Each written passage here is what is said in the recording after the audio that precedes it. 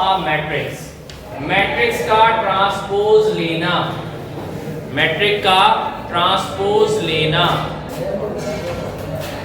बेटा मैट्रिक्स का ट्रांसपोज क्या होता है? मैट्रिक्स का ट्रांसपोज कैसे लिया जाता है?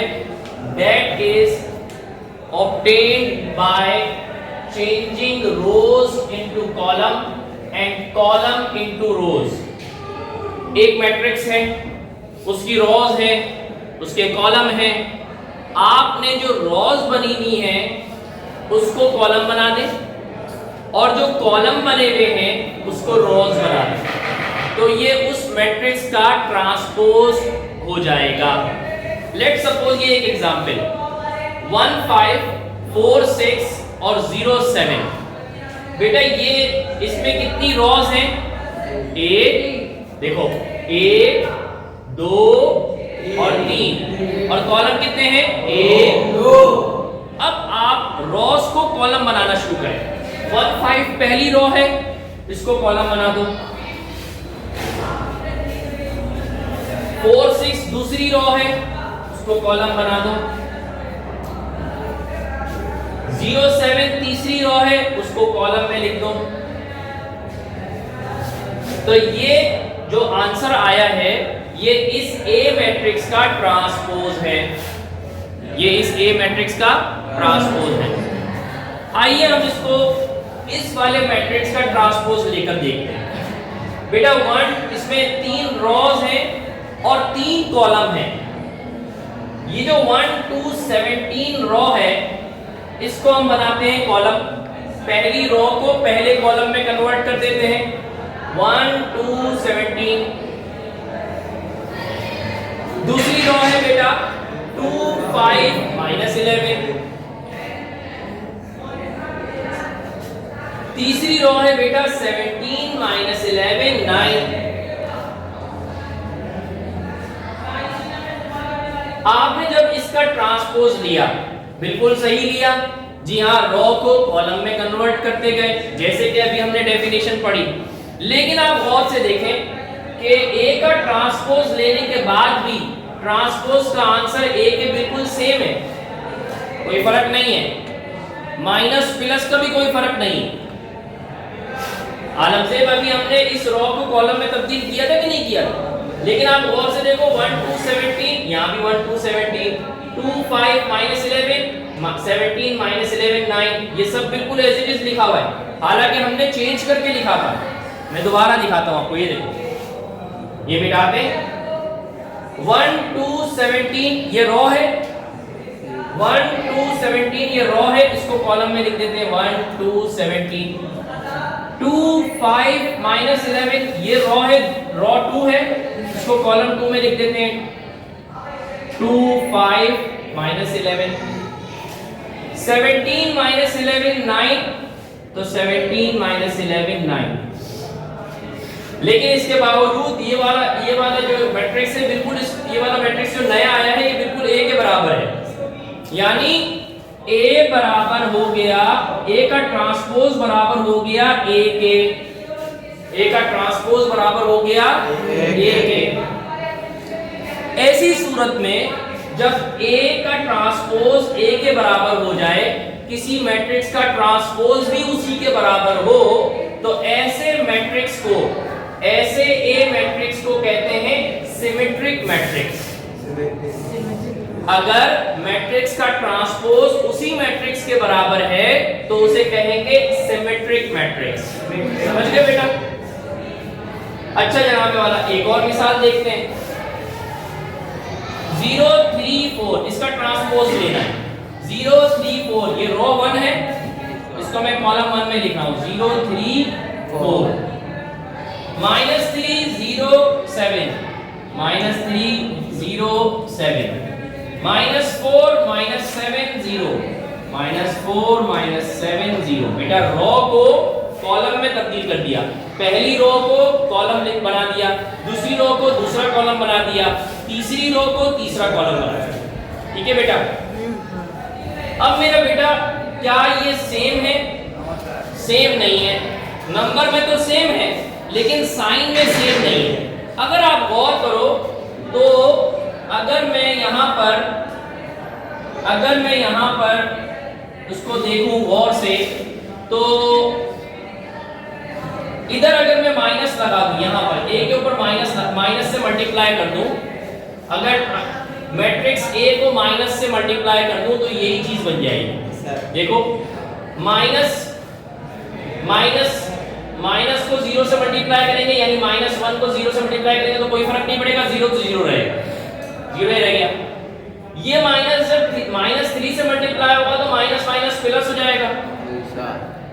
ये माइनस जब -4 से मल्टीप्लाई होगा तो +4 हो जाएगा। इसी तरह ये माइनस इस 3 से मल्टीप्लाई होगा तो -3 हो जाएगा। ये माइनस 0 से मल्टीप्लाई होगा तो 0 रहेगा। -7 से मल्टीप्लाई होगा तो +7 हो जाएगा। -4 से मल्टीप्लाई होगा -4, -7 से मल्टीप्लाई होगा -7, -0 से मल्टीप्लाई होगा 0। यानी जो हमने a का ट्रांसपोज लिया था वो दरअसल माइनस से मल्टीप्लाई करने के बाद भी वही आंसर आ रहा है।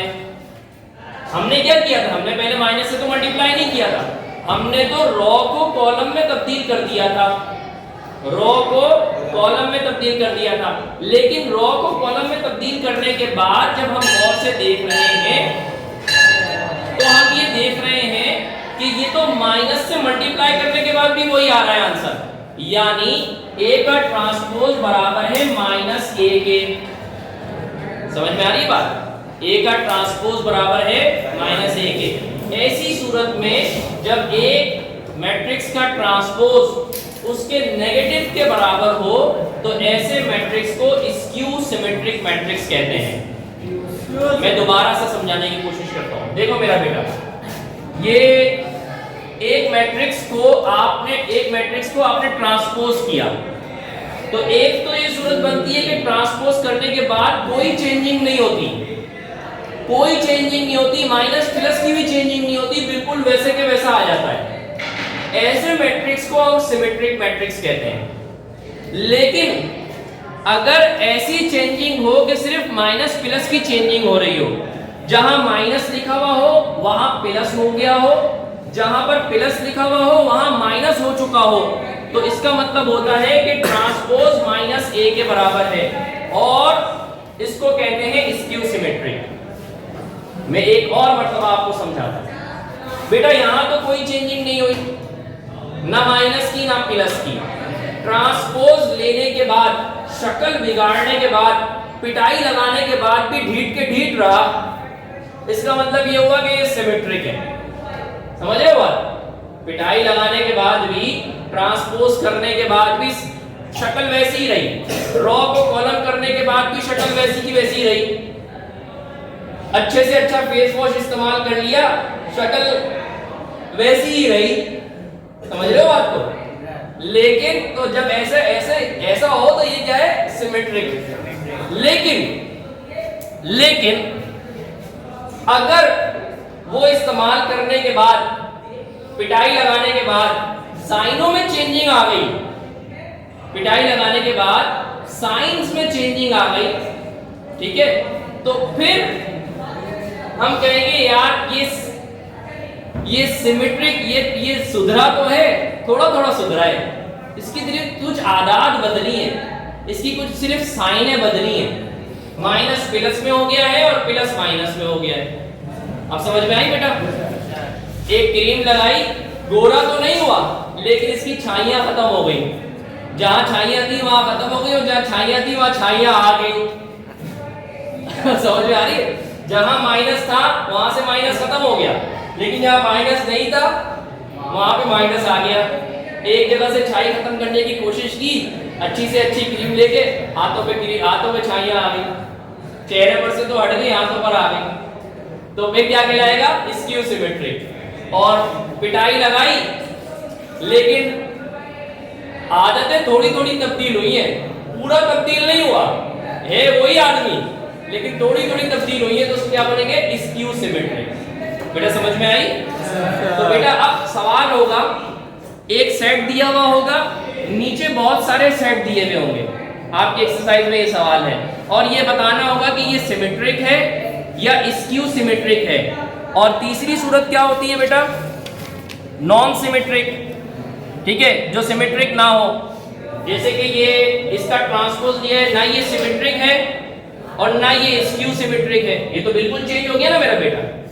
भाई ये 1460 था लेकिन ये 15 है, बिल्कुल चेंज हो गया ये। तो बिल्कुल चेंज ना हो तो उसको हम symmetric, skew symmetric, non symmetric कह देंगे इसको। लेकिन अगर चेंज हो रहा है तो इसकी दो किस्में, या तो सिमेट्रिक या स्क्यू सिमेट्रिक। आपको मैट्रिक्स दिया हुआ होगा, मैट्रिक्स दिया हुआ होगा, उसके आंसर दिए हुए होंगे और बताना होगा कि ये इस मैट्रिक्स का सिमेट्रिक मैट्रिक्स है, ये इस मैट्रिक्स का स्क्यू सिमेट्रिक मैट्रिक्स है। ठीक है मेरा बेटा, हो सकता है इस दफा हाफ ईयरली में भी आपको ये सवाल दे दिया जाए इंशाअल्लाह। अस्सलाम वालेकुम।